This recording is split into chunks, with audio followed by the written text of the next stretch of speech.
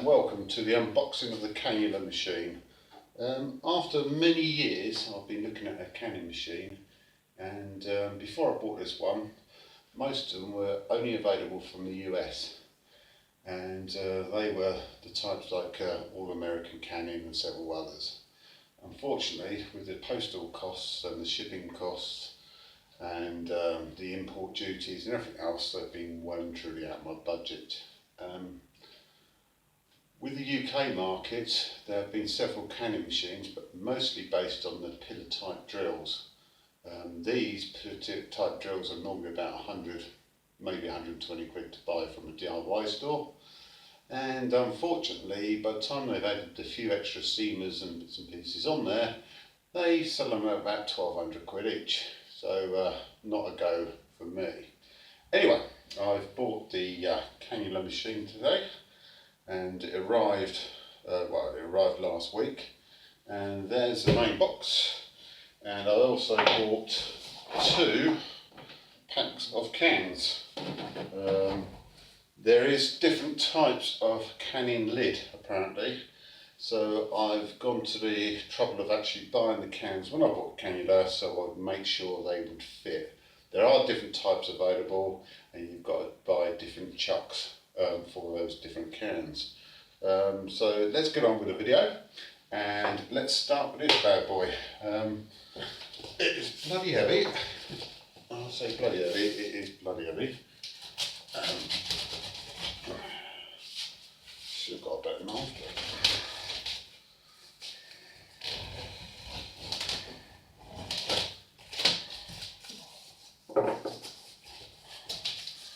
Seems to be well packaged.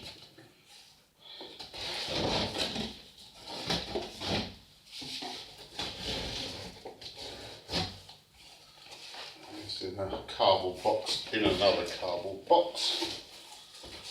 Don't know quite the easiest way of getting this thing out. So let's start with the foam packing. And there's the machine. So you can see this in the box itself. The packing looks, the packing is loose all the way around it.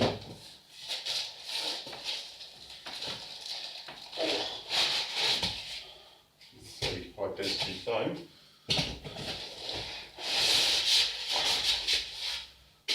I might just say as well that I did buy this machine with the power supply, which is again another separate purchase, but you need a power supply for it, so it runs off 24 volt DC, so you do need the power supply for it. Looks like to be the last bit of unpacking. Right, see if I can lift this out the box. There it's gone.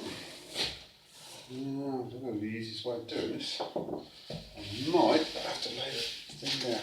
I just said it's heavy. Right, let's see if I can get that boy out.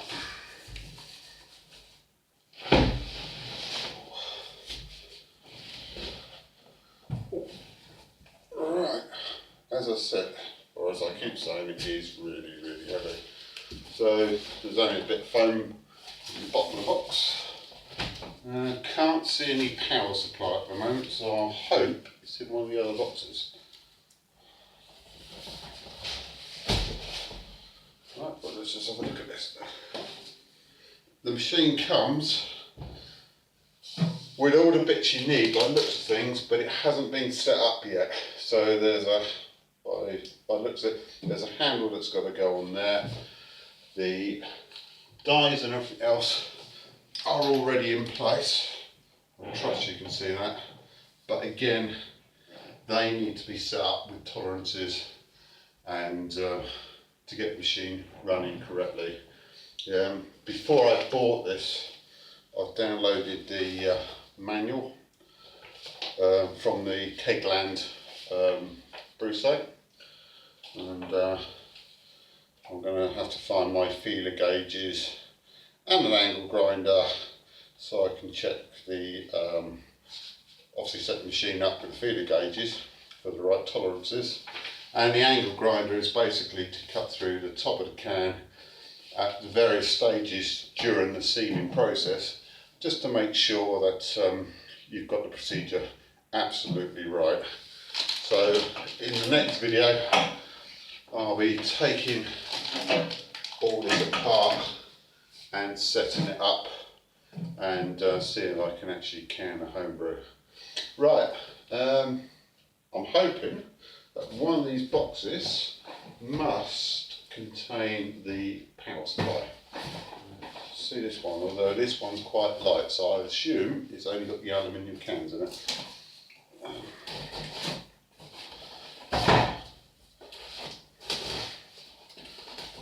Shouldn't really be coming towards myself. There we go.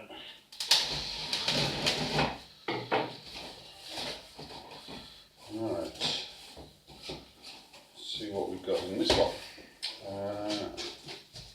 Bit of cardboard. Right. What appears to be a load of cans. You can see that. I don't know whether they've been packaged like this from the factory or whether they've come in a huge cardboard box and the guy who sold me the stuff has packed them himself. But as you can see, one can, and I'm going to have to sterilise that before I use it. It's a bit of a dust trap, I think. And I assume the lids must be in here somewhere. I'm hoping the lids must be in here somewhere. Can't see any lids in that box, and by the looks of it there are only cans below that, so I'm hoping the other box will contain the lids and the other bits. Aluminium cans without the lid on are, well, yeah, very, very flexible and very better cut. I noticed that some homebrew stores which do sell these cans say they expect about a 5% damage rate. So when you buy cans, you're really signing up for 5% wastage before you even start canning. So something to be thought about, and especially if you get a heavy-handed courier, that in a courier's hands probably might not last long. Anyway, let's put that one back. I'll just put this cardboard back in, just to keep everything nice and tidy. And put that over there. Right, this box. Well, let's hope there's some lids and there's some power supply in this one.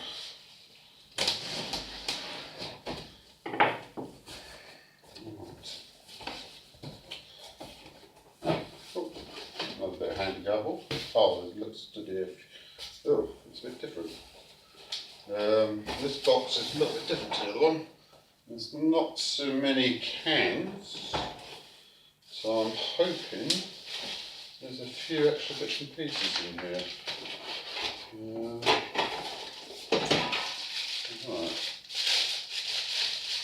Okay. What have we got there? Ah, we've got can lids. Not too sure how many there is there. 2, 4, 6, 8, 10. There's probably about 50 odd lids there, but maybe a few less. But I bought 100 cans, so I'm hoping there's some more lids somewhere else. Have a look. Put that over there. So there. Lots more lids. So looks like I've got all the lids I need for all the cans I bought.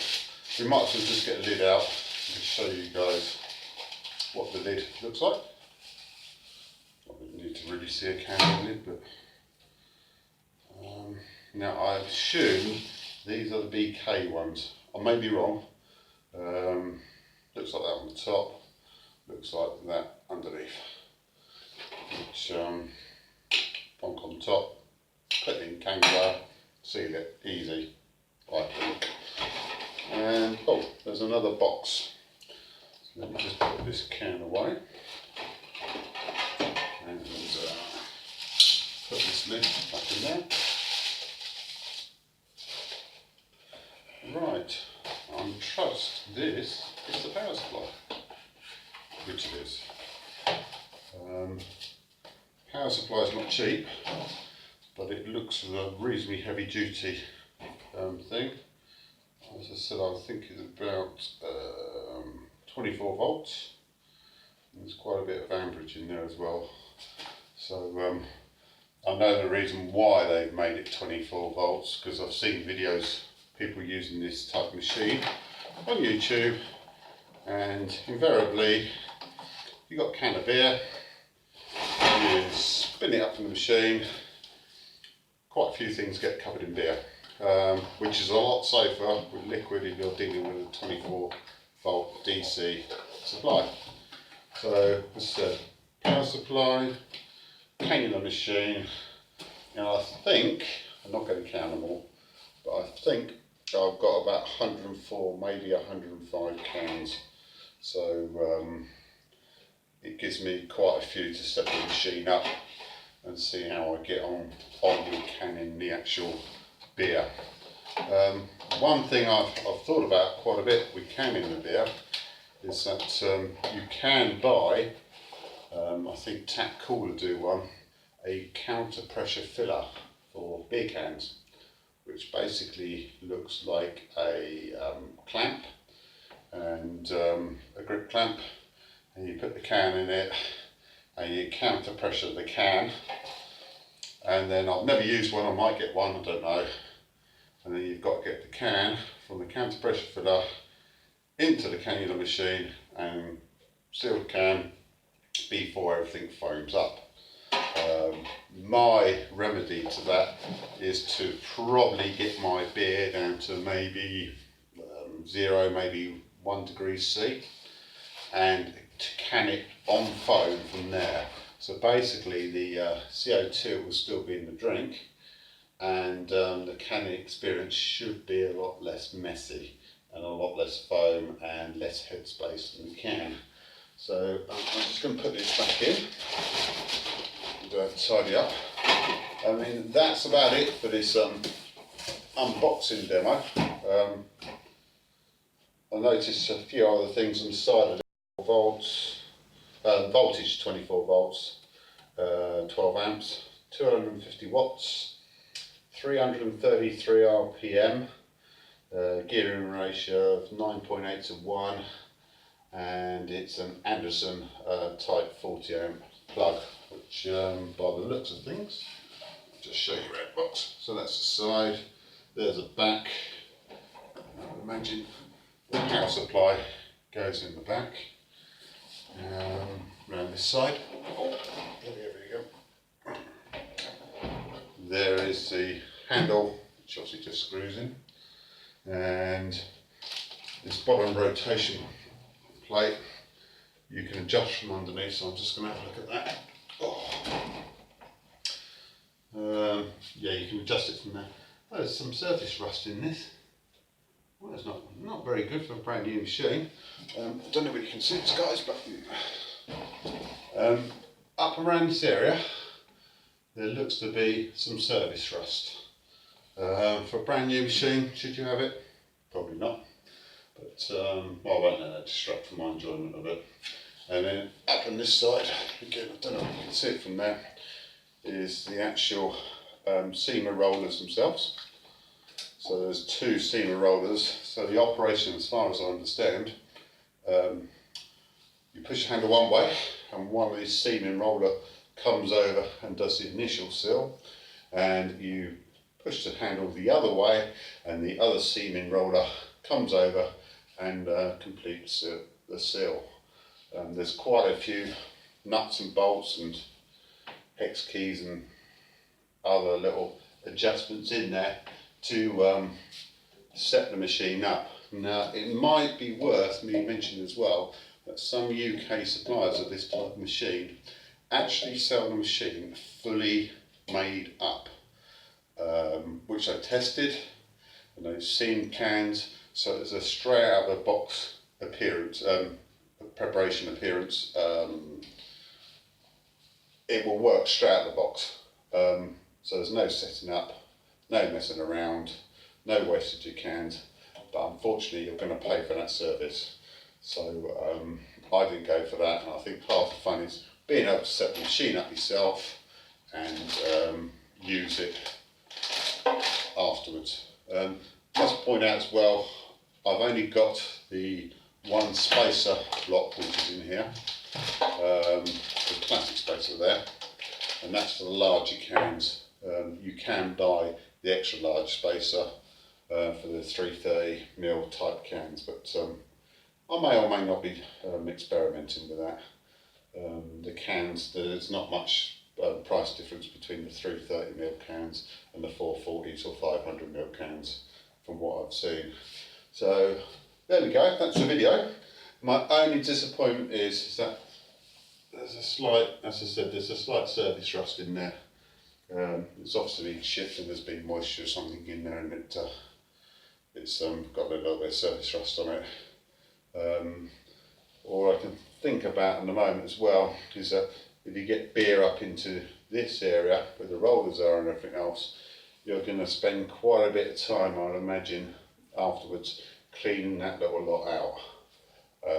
So if you are going to do a canning run, you might be doing 24, maybe 50 cans at a time, depending on your setup. But I think the machine is going to take quite a bit of cleaning afterwards. Just one other thing I've noticed is obviously this on these heavy duty rubbers. So I think the machine is going to be quite steady on the bench anyway, but they've appeared to put some holding down brackets as well. So if you want to mount it to a bench top or whatever, it looks as though that they've designed that into it. That's about all I can say about that. So any comments or any questions, put them down in the comments below, and I'll see you next time when I come to actually using this thing in anger, or I might do a setting up video, but I don't want a video to last 10 or 15 minutes of me messing around with a spanner because that's quite boring. Anyway, until next time, enjoy your beer.